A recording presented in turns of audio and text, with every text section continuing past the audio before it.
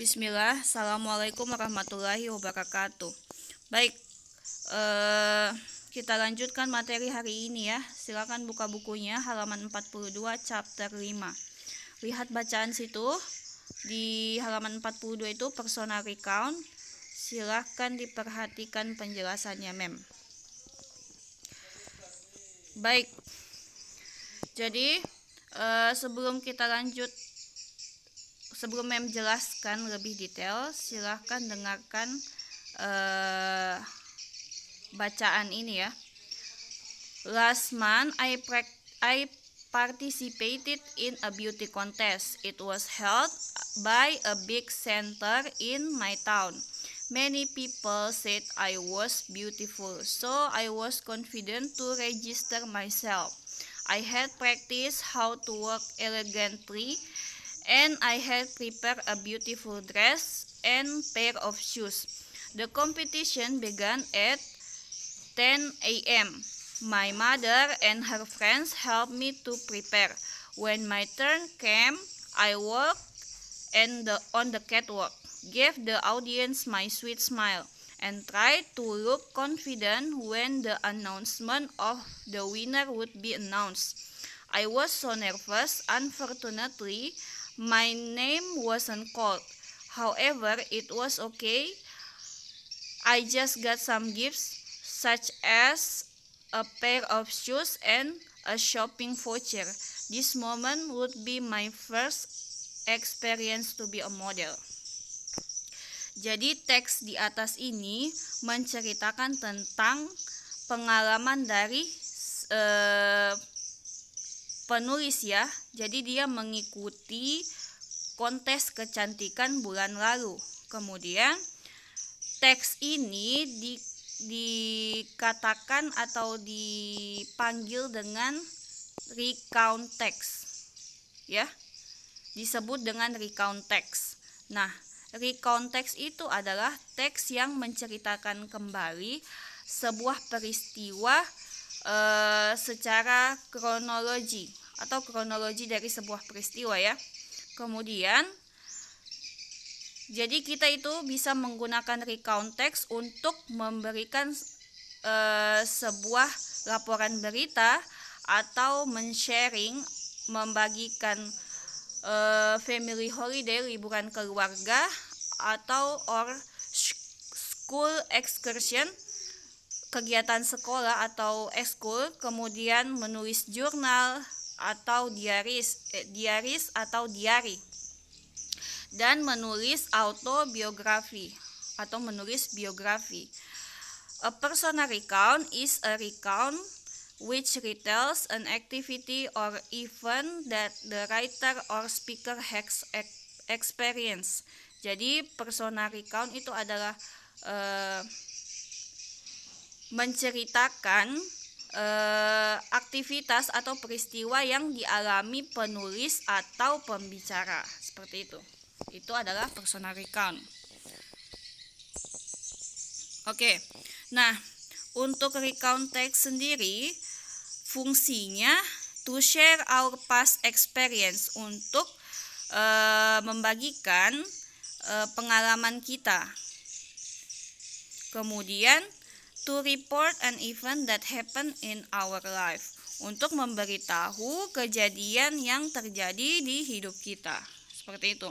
Kemudian jadi menulis recount text tidak sembarang ya. Ada strukturnya. Nah, struktur dari recount text sendiri yang pertama orientation.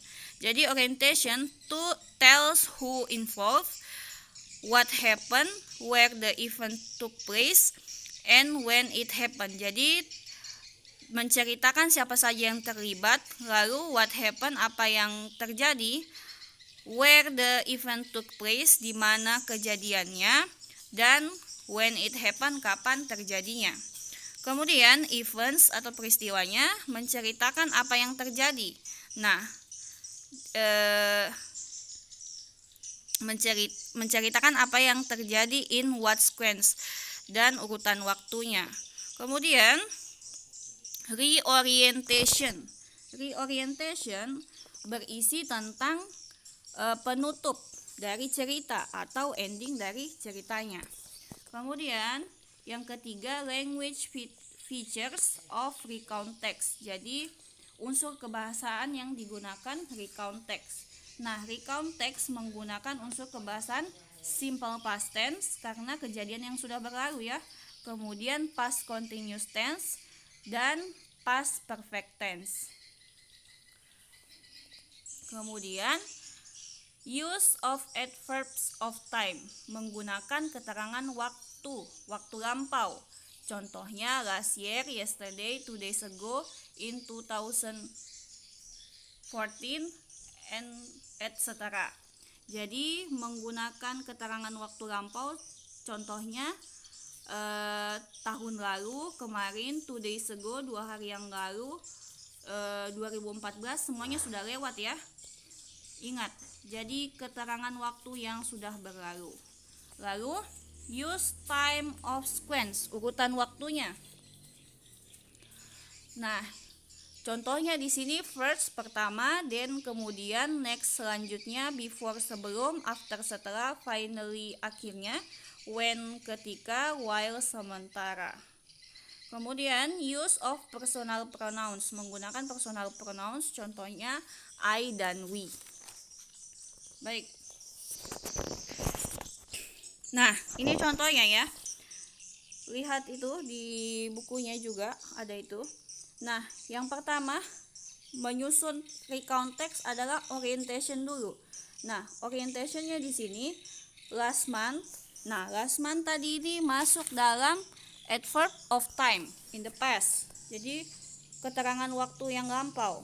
Kemudian I participated in a beauty contest. Jadi bulan lalu saya mengikuti kontes kecantikan. It was held by big center in my town. Jadi itu diadakan oleh sebuah pusat perbelanjaan besar di kotaku. Many people said I was beautiful. Banyak orang mengatakan saya cantik. Jadi so I was confident to register myself. Jadi saya percaya diri untuk mendaftarkan diriku.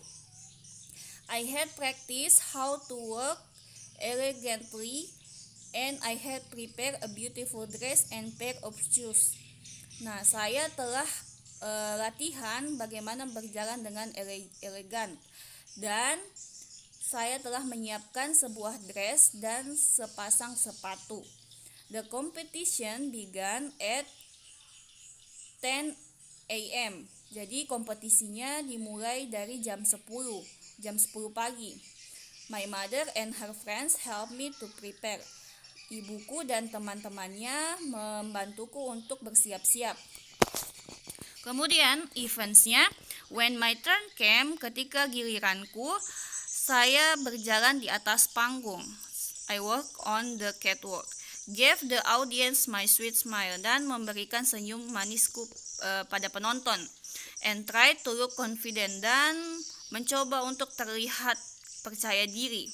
When the announcement of the winner would be announced, ketika pengumuman pemenang akan diumumkan, I was so nervous. Saya sangat gugup. Unfortunately, my name wasn't called. Sayangnya namaku tidak dipanggil. Nah, lalu kita masuk ke reorientation-nya atau penutup dari ceritanya. However, it was okay. Akan tetapi tidak apa-apa. I just got some gifts. Saya mendapat beberapa hadiah. Contoh seperti such as a pair of shoes, sepasang sepatu, and a shopping voucher, dan shopping voucher kartu belanja ya. This moment would be my first experience to be a model. Jadi momen ini akan menjadi pengalaman pertama aku menjadi seorang model. Nah, ini ya, yang merah-merah ini dalam teks ini adalah language features-nya yang menggunakan simple past tense dan past perfect tense. Ini contohnya di sini ada participated, itu adalah simple past tense.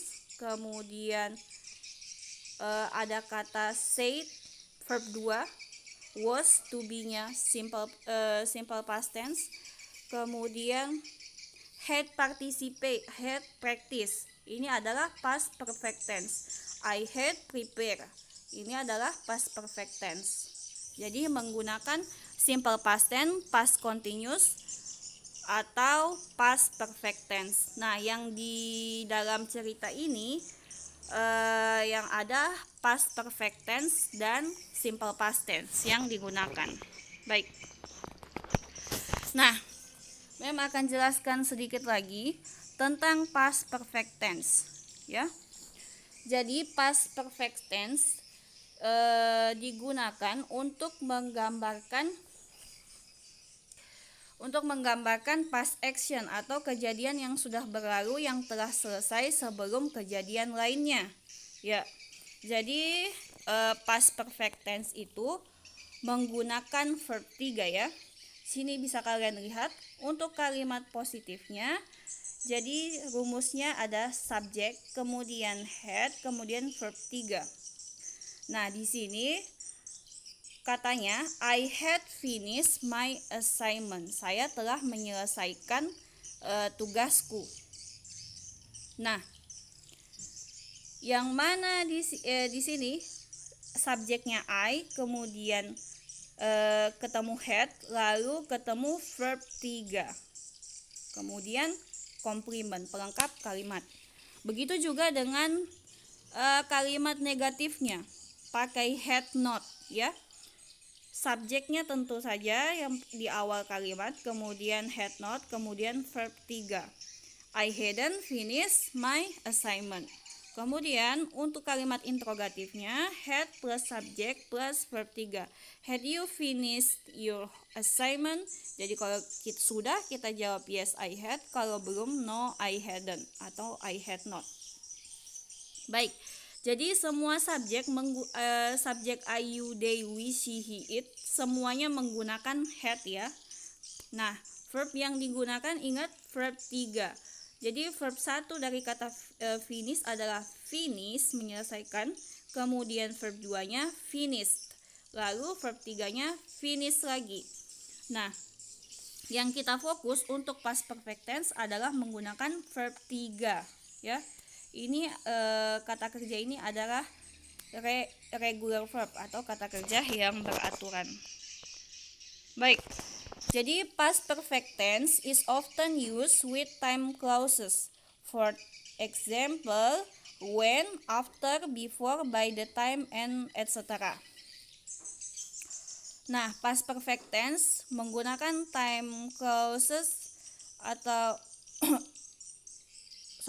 Jadi past perfect tense jadi sering menggunakan time clauses ya.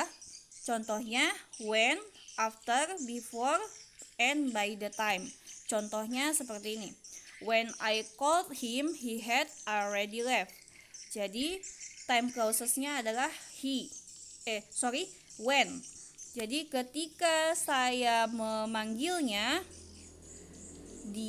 he had already left. Dia telah pergi. Lalu the bus came after I had taken taxi. Jadi bisnya datang ketika saya telah memesan taksi. Nah, di sini kalimat ini simple past yang ketemu dengan past perfect tense. Lalu contoh yang ketiga, the boy had finished their homework before their tutor come. Nah, time clauses yang digunakan adalah kata before. Kemudian yang kedua ini after. Baik. Jadi penjelasannya sampai sini saja. Kalau ada yang ingin ditanyakan, silakan ditanyakan di grup atau di WA pribadi. Baik, terima kasih. Wassalamualaikum warahmatullahi wabarakatuh.